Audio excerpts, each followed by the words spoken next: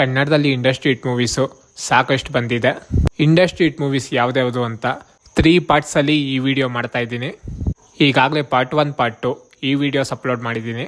Industry hit ಅಂದರೆ ಏನು, ಈಗಾಗಲೇ ಯಾವ್ದಾವ್ದು ಇಂಡಸ್ಟ್ರಿ ಹಿಟ್ ಆಗ್ತಾ ಬಂದಿದೆ, ಇದ್ರ ಬಗ್ಗೆ ಸಾಕಷ್ಟು ಇನ್ಫಾರ್ಮೇಷನ್ ಕೊಟ್ಟಿದ್ದೆ, ಡೀಟೇಲ್ ಆಗೇ ತಿಳಿಸ್ಕೊಟ್ಟಿದ್ದೆ. ನೀವಿನ್ನೂ ಆ ವಿಡಿಯೋ ನೋಡಿಲ್ಲ ಅಂದರೆ ನನ್ನ ಚಾನಲಲ್ಲಿ ಅಪ್ಲೋಡ್ ಆಗಿದೆ, ಹೋಗಿ ವಿಡಿಯೋ ನೋಡಿ. ಈ ವಿಡಿಯೋ ಕಂಟಿನ್ಯೂ ಮಾಡ್ತೀನಿ. ಮುಂದೆ ಯಾವ್ದಾವ್ದೆಲ್ಲ ಇಂಡಸ್ಟ್ರಿ ಹಿಟ್ ಮೂವೀಸ್ ಇದೆ ಇದ್ರ ಬಗ್ಗೆ ಡೀಟೇಲಾಗಿ ತಿಳಿಸ್ಕೊಡ್ತೀನಿ.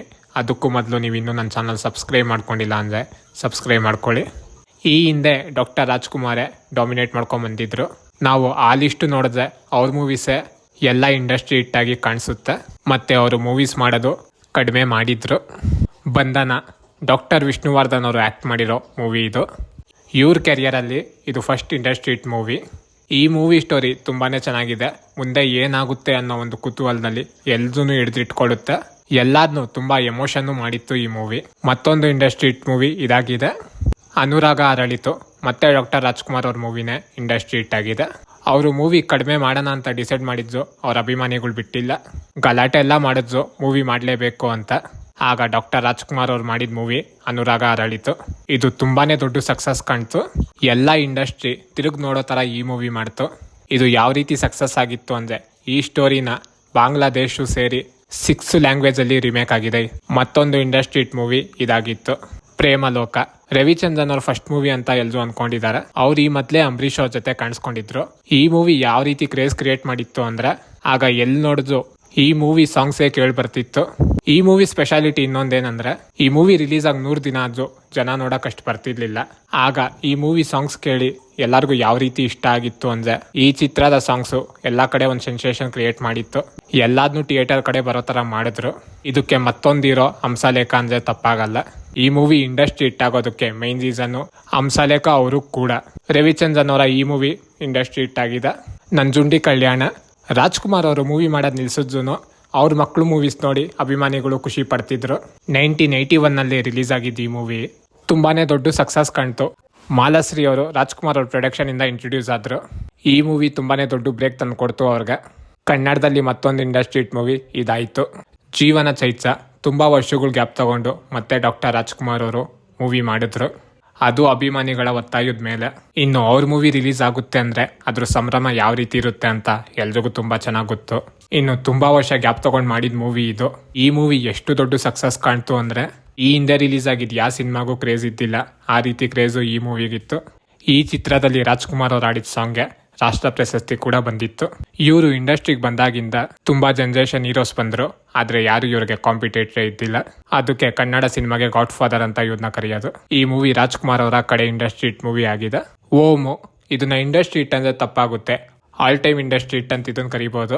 ಯಾಕಂದ್ರೆ ಇದು ಎಷ್ಟು ಟಿಕೆಟ್ ಸೇಲ್ ಆಗಿದೆ ಅಂತ ಲೆಕ್ಕನೂ ಇಲ್ಲ. ಇದು ನಾನು ನೋಡಿದವ್ರ ಸಂಖ್ಯೆ ಯಾವ ರೀತಿ ಇದೆ ಅಂತ ಅದು ಲೆಕ್ಕ ಸಿಗಲ್ಲ. 550 ಸತಿ ರಿಲೀಸ್ ಆಗಿ 20 ವರ್ಷದಿಂದ ಥಿಯೇಟರ್ ಅಲ್ಲೇ ಇರೋ ಮೂವಿ ಇದು. ಈಗ ಎಷ್ಟೋ ಅಂಡರ್ ವರ್ಲ್ಡ್ ಬೇಸ್ಡ್ ಮೂವಿ ಬಂದಿದೆ, ಪ್ರತಿಯೊಂದಕ್ಕೂ ಇನ್ಸ್ಪಿರೇಷನ್ನು ಈ ಮೂವಿ. ಯಾಕಂದ್ರೆ ಅಂಡರ್ ವರ್ಲ್ಡ್ ಅಂದ್ರೆ ಏನು, ರೌಡಿಸಮ್ ಅಂದ್ರೆ ಏನು ಅಂತ ಪರಿಚಯ ಮಾಡಿದ ಮೂವಿ ಇದು. ಸ್ಯಾಂಡಲ್ವುಡ್ ಅಲ್ಲಿ ಹೊಸ ಟ್ರೆಂಡ್ ಕ್ರಿಯೇಟ್ ಮಾಡ್ತು. ಇದ್ರ ಬಗ್ಗೆ ಮಾತಾಡೋದು ತುಂಬಾನೇ ಇದೆ, ಅದು ಸಪ್ರೇಟ್ ವಿಡಿಯೋ ಮಾಡ್ತೀನಿ.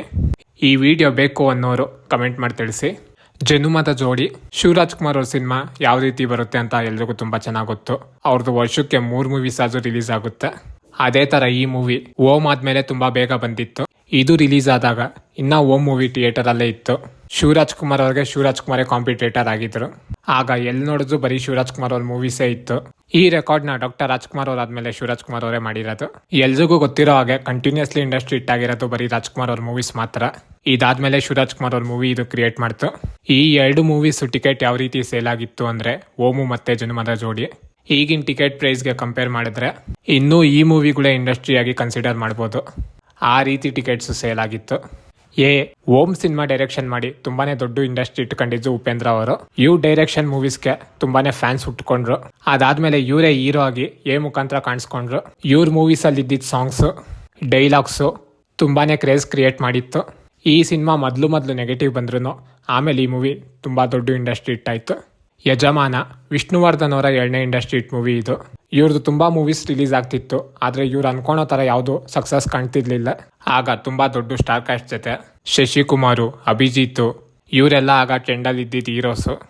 ಇವ್ರ ಜೊತೆ ಡಾಕ್ಟರ್ ವಿಷ್ಣುವರ್ಧನ್ ಅವರು. ಈ ಸ್ಟಾರ್ ಕ್ಯಾಸ್ಟ್ ಇಂದನೇ ಈ ಸಿನಿಮಾ ದೊಡ್ಡ ನಿರೀಕ್ಷೆ ಹುಟ್ಟಾಕಿದ್. ಇದು ರೀಮೇಕ್ ಮೂವಿ ಆಗಿದ್ರು ಅಲ್ಲಿ ಎಷ್ಟು ದೊಡ್ಡ ಸಕ್ಸಸ್ ಕಂಡಿತ್ತೋ ಕನ್ನಡದಲ್ಲೂ ಅದೇ ರೀತಿ ಸಕ್ಸಸ್ ಕಾಣ್ತು. ಈ ಮೂವಿ ಸ್ಟೋರಿ ಯಾವ ರೀತಿ ಇದೆ ಅಂದ್ರೆ, ಫ್ಯಾಮಿಲಿ ಆಡಿಯನ್ಸ್ ಎಲ್ಲ ಈ ಮೂವಿ ನೋಡೋದಕ್ಕೆ ಥಿಯೇಟರ್ ಒಳಗೆ ಬಂದರು. ಈಗಲೂ ಫ್ಯಾಮಿಲಿ ಎಲ್ಲ ಕುತ್ಕೊಂಡು ನೋಡೋದಕ್ಕೆ ಬೆಸ್ಟ್ ಮೂವಿ ಇದಾಗಿದೆ. ಆಪ್ತ ಮಿತ್ರ ವಿಷ್ಣುವರ್ಧನ್ ಅವರ ಕಡೆಯಿಂದ ಸ್ಟ್ರೀಟ್ ಮೂವಿ ಇದಾಗಿದೆ. ಈ ಮೂವಿಲಿ ಇವ್ರ ಪ್ರಮೋಷನ್ ಯಾವ ರೀತಿ ಇತ್ತು ಅಂದ್ರೆ, ರಿಯಲಿ ನಾಗವಲ್ಲಿ ಇದ್ದಾರೆ ಅನ್ನೋ ತರ ಆಗ ಕ್ರಿಯೇಟ್ ಮಾಡಿದ್ರು. ನಾಗವಲ್ಲಿದು ತುಂಬಾ ಸ್ಟೋರಿಗಳು ಕೇಳಿ ಬರ್ತಿತ್ತು. ಈ ಫಿಲಾಮು ನೋಡದೆ ಇರೋದನ್ನು ಈ ಕತೆಗಳೆಲ್ಲ ಕೇಳಿ ಒಂದು ನಿರೀಕ್ಷೆ ಸೃಷ್ಟಿ ಮಾಡ್ತು. ಏನು ನಾಗವಲ್ಲಿ ಅಂದ್ರೆ ಯಾರಿರ್ಬೋದು ಅಂತ ಎಲ್ಲ ನೋಡೋದಕ್ಕೆ ಶುರು ಮಾಡಿದ್ರು. ಮತ್ತೊಂದು ಇಂಡಸ್ಟ್ರೀಟ್ ಮೂವಿ ಇದಾಗಿದೆ ಜೋಗಿ. ಶಿವರಾಜ್ ಕುಮಾರ್ ಅವರು ಮತ್ತೆ ಅಂಡರ್ ವರ್ಲ್ಡ್ ಬೇಸ್ಡ್ ಮೂವಿ ಮಾಡಿದ್ರು. ಆದ್ರೆ ಇದರಲ್ಲಿ ಮದರ್ ಸೆಂಟಿಮೆಂಟ್ ಕೂಡ ಇತ್ತು. ಇದು ಕ್ರಿಯೇಟ್ ಮಾಡಿದ ರೆಕಾರ್ಡ್ಸ್ ಯಾವ ರೀತಿ ಇತ್ತು ಅಂತ ಇದ್ರ ಬಗ್ಗೆ ಒಂದು ವಿಡಿಯೋನೇ ಮಾಡಿದ್ದೀನಿ. ಮತ್ತೆ ಇದ್ರ ಬಗ್ಗೆ ಯೂಟ್ಯೂಬ್ ಅಲ್ಲಿ ಇದ್ರ ರೆಕಾರ್ಡ್ಸ್ ಬಗ್ಗೆ ತುಂಬಾ ವಿಡಿಯೋಸ್ ಸಿಗುತ್ತೆ. ಇದ್ರ ಕಲೆಕ್ಷನ್ಸ್ ಯಾವ ರೀತಿ ಇತ್ತು ಅಂದ್ರೆ, ಆಗ ಕ್ರೇಜು ಯಾವ ರೀತಿ ಸೃಷ್ಟಿ ಮಾಡಿತ್ತು ಅಂದ್ರೆ, ರಜನಿಕಾಂತ್ ಅವರು ಈ ಮೂವಿ ರಿಮೇಕ್ ಮಾಡಬೇಕು ಅಂತ ಜೋಗಿ ಪ್ರೇಮ ಅವ್ರನ್ನ ಕೇಳ್ಕೊಂಡಿದ್ರು.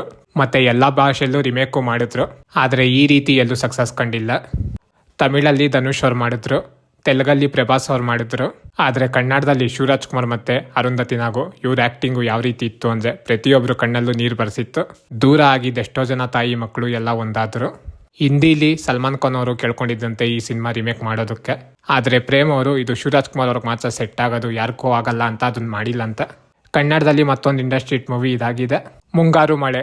ಕಾಮಿಡಿ ಗಣೇಶ್ ಅವರ ಮೊದಲನೇ ಇಂಡಸ್ಟ್ರೀಟ್ ಮೂವಿ ಇದು. ಈ ಮೂವಿ ಒಂದು ಹೊಸತನ ತಂದ್ಕೊಟ್ಟಿತ್ತು. ಒಬ್ಬ ಹೊಸ ಹೀರೋ ಆಗಿ ಮತ್ತೆ ಇದ್ರಲ್ಲಿ ವರ್ಕ್ ಮಾಡಿರೋ ಪ್ರತಿಯೊಬ್ಬ ಟೀಮು ಎಲ್ಲ ಹೊಸಬ್ರೆ. ಆಗ ಇದು ಎಲ್ರೂ ಮನ್ಸಿಗೂ ತುಂಬಾ ಹತ್ರ ಆಗಿತ್ತು. ತುಂಬಾನೇ ದೊಡ್ಡ ಸಕ್ಸಸ್ ಕಂಡಿತ್ತು. ಕಾಮಿಡಿ ಗಣೇಶ್ ಅವ್ರಿಗೆ ಈ ಮೂವಿ ತುಂಬಾ ದೊಡ್ಡ ಬ್ರೇಕ್ ತಂದ್ಕೊಟ್ಟಿತ್ತು. ರಾಜ್ಕುಮಾರ, ಪುನೀತ್ ರಾಜ್ಕುಮಾರ್ ಅವ್ರ ಮೂವೀಸ್ ಅಂದ್ರೆ ಫ್ಯಾಮಿಲೀಸ್ ಬಂದೇ ಬರ್ತಾರ. ಅದೇ ತರ ಈ ಮೂವಿ ನೋಡೋದಕ್ಕೆ ಇಡೀ ಫ್ಯಾಮಿಲಿನೇ ಹೋಗ್ತಿದ್ರು. ಪುನೀತ್ ರಾಜ್ಕುಮಾರ್ ಅವ್ರಿಗೆ ತುಂಬಾನೇ ದೊಡ್ಡ ಸಕ್ಸಸ್ ತಂದ್ಕೊಡ್ತು ಈ ಮೂವಿ. ಕನ್ನಡದ ಮತ್ತೊಂದು ಇಂಡಸ್ಟ್ರೀಟ್ ಮೂವಿ ಇದಾಗಿದೆ KGF.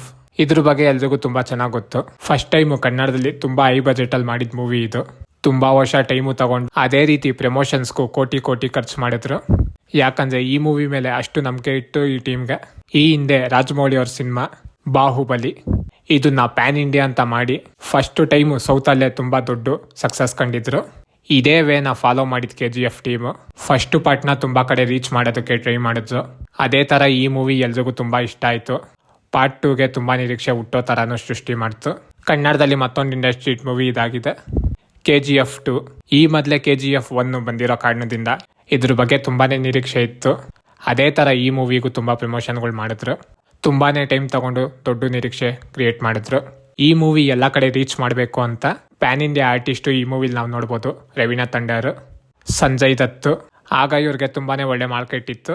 ಅದೇ ತರ ಎಲ್ಲ ಸ್ಟೇಟಾಗೂ ತುಂಬಾ ದೊಡ್ಡ ದೊಡ್ಡ ಇವೆಂಟ್ ಮಾಡಿದ್ರು. ಇವರು ಅನ್ಕೊಂಡಿರೋ ತರನೇ ಇದು ತುಂಬಾ ದೊಡ್ಡ ಸಕ್ಸಸ್ ಕಾಣ್ತು. ಮತ್ತೊಂದು ಇಂಡಸ್ಟ್ರೀಟ್ ಮೂವಿ ಇದಾಗಿದೆ ಕಾಂತಾರ. ಇದು ಕನ್ನಡದ ಇಂಡಸ್ಟ್ರೀಟ್ ಸಿನಿಮಾ. ಈ ಮೂವಿ ರಿಲೀಸ್ ಆದಾಗ ಯಾವುದೇ ಪ್ರಮೋಷನ್ ಇದ್ದಿಲ್ಲ. ಈ ಮೂವಿ ರಿಲೀಸ್ ಆಗಿದ್ದು ಎಷ್ಟೋ ಜನಕ್ಕೆ ಗೊತ್ತಿಲ್ಲ. ಆ ರೀತಿ ರಿಲೀಸ್ ಆಗಿದ್ದ ಮೂವಿ ಇದು. ತುಂಬಾ ಕಡಿಮೆ ಬಜೆಟ್ ಅಲ್ಲಿ ಮಾಡಿದ್ದು ಈ ಮೂವಿ ಯಾವ ರೀತಿ ರೀಚ್ ಆಯ್ತು ಅಂದ್ರೆ, ತಾನಾಗ್ ತಾನೇ ಪ್ಯಾನ್ ಇಂಡಿಯಾ ಮೂವಿ ಇದಾಯ್ತು. ಈಗಲೂ ಕನ್ನಡದಲ್ಲಿ ಹೈಯೆಸ್ಟ್ ಕಲೆಕ್ಟೆಡ್ ಮೂವಿ ಅಂದ್ರೆ ಇದೆ. ಇನ್ನು ಮುಂದೆ ಯಾವ ಮೂವೀಸ್ ಬರುತ್ತೆ ಕಾದ್ ನೋಡೋಣ. ಯಾಕಂದ್ರೆ ಪ್ಯಾನ್ ಇಂಡಿಯಾ ಅನ್ನೋ ಒಂದು ಕಾನ್ಸೆಪ್ಟ್ ಇಟ್ಕೊಂಡು ಈಗ ತುಂಬಾ ಜನ ಮೂವೀಸ್ ಮಾಡ್ತಿದ್ದಾರೆ. ಈಗ ಎಲ್ಲಾ ಇಂಡಸ್ಟ್ರಿಲೂ ಇದೇ ಆಗೋಗಿದೆ. ಮೂವಿ ಕಂಟೆಂಟ್ ಚೆನ್ನಾಗಿದ್ದು ಎಲ್ಲಾರ್ಗೂ ರೀಚ್ ಆಗೋ ತರ ಪ್ರಮೋಷನ್ ಕ್ರಿಯೇಟ್ ಮಾಡಿದ್ರೆ ಯಾವ ರೀತಿ ಮೂವಿಗೆ ಸಕ್ಸಸ್ ಸಿಗುತ್ತೆ ಅಂತ ಈಗ ತುಂಬಾ ಎಕ್ಸಾಂಪಲ್ಗಳು ಸಿಗುತ್ತೆ. ನಾವು ರಣಬೀರ್ ಕಪೂರ್ ಅವರ ಅನಿಮಲ್ ಮೂವಿ ನೋಡ್ಬೋದು. ಅದೇ ತರ ರಣವೀರ್ ಸಿಂಗ್ ಅವರ ದುರಂಧರ್ ಮೂವಿ ನೋಡ್ಬೋದು. ಆಗ ಇವ್ರಿಗೆಲ್ಲ ಮಾರ್ಕೆಟೇ ಇಲ್ಲ. ಟೈರ್ 2 ಹೀರೋಸ್ ಆಗಿರೋ ಇವರು ಒಳ್ಳೆ ಸಬ್ಜೆಕ್ಟ್ ಸೆಲೆಕ್ಟ್ ಮಾಡಿ ಯಾವ ರೀತಿ ಇಂಡಸ್ಟ್ರಿ ಇಟ್ಟು ಸಿಗ್ತಿದೆ ಅಂತ ಇವ್ರುಗಳೆಲ್ಲ ಎಕ್ಸಾಂಪಲ್. ಈಗ ಸದ್ಯಕ್ಕೆ ಕನ್ನಡದಲ್ಲಿ ಮೂವೀಸ್ ಇಲ್ದಿರೋ ರೀತಿ ಆಗಿದೆ. ಹೀರೋಗಳು ಮೂವೀಸ್ ತೆಗಿಯೋದಕ್ಕೆ ತುಂಬಾ ಟೈಮ್ ತಗೊಂತಿದ್ದಾರೆ.